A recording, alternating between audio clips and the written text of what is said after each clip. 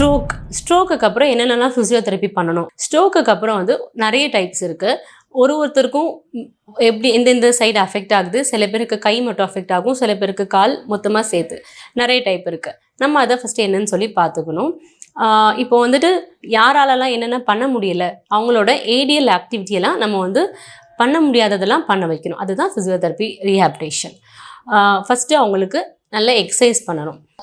Limbs, Appar Lim, lower Lim எல்லாத்துக்குமே exercise பண்ணணும். நம்மளே பண்ணி விடணும், பாசிவாகவே நம்ம பண்ணி விடணும். தென் ஒரு ஜாயின்ஸ்க்கும் நம்ம மூமெண்ட் கொடுத்து அந்த மசிலை ஸ்ட்ரெங்தன் பண்ணி நம்ம மூமெண்ட்ஸ் வர வைக்கலாம்.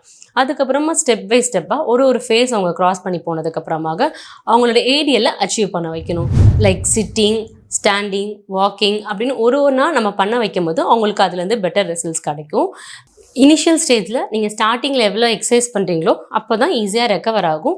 மெயினாக ஸ்ட்ரோக் பேஷண்ட்டை வந்துட்டு கீழே விழாமல் பார்த்துக்கணும். ஏன்னா அவங்களால திருப்பி அகெயின் அடிப்பட அவங்களுக்கு ப்ராப்ளம் அதிகமாகும். அவங்களுக்கு எமோஷ்னலாக ஒரு சப்போர்ட் நீங்கள் ஃபேமிலி மெம்பர்ஸ் கண்டிப்பாக கொடுக்கணும். ஏன்னா அவங்க எமோஷ்னலாக ரொம்ப வீக்காக இருப்பாங்க. ஸோ அவங்களுக்கு நல்லா மோட்டிவேட் பண்ணி ஒரு எக்ஸசைஸ் பண்ண வச்சு பண்ணணும். இப்போ அதே இது ஃபேஸ்லேயும் அஃபெக்ட் ஆகும். ஸோ ஃபேஸில் நம்மளுக்கு அஃபெக்ட் ஆகும்போதும் ஒரு எக்ஸசைஸ் பண்ணி அவங்கள ஒரு மொடாலிட்டி யூஸ் பண்ணி, லைக் வீட்டில் இருக்கிற கொஞ்சம் சின்ன திங்ஸை யூஸ் பண்ணியே அவங்களுக்கு ஸ்ட்ரோக்கால் அஃபெக்ட் பண்ணவங்கள அவங்க நார்மல் லைஃப்க்கு நம்ம அவங்கள ஈஸியாக கொண்டு வர முடியும்.